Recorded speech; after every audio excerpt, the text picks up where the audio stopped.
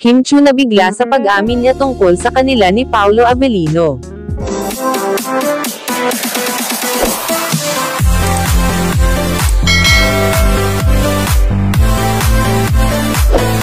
Mukhang may hindi pa maamin-amin ang kapamilya TV host actress na si Kim Chiu sa kanyang ka-love team na si Paolo Avellino.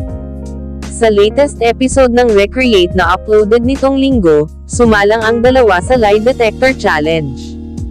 Ito ay parte ng pagpo-promote ni Kim at Paolo sa kanilang first movie together na My Love Will Make You Disappear na showing na ngayon sa sinehan. Ang mechanics ng game ay magpalitan sila ng tanong na inihanda ng Recreate at kapag nag-lie ay kailangan lang inumin ang kanilang inihandang challenge. Be honest.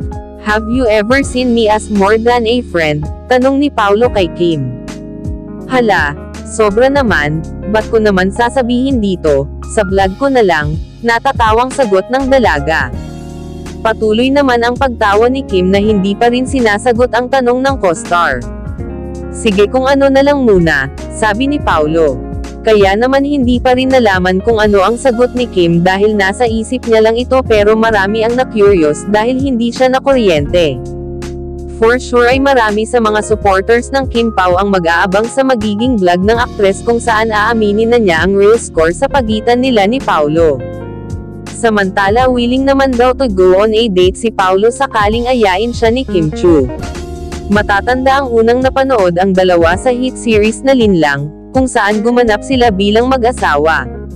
At dahil sa nakitaan sina Kim at Paolo ng chemistry, ay naging magka-love team na ang dalawa.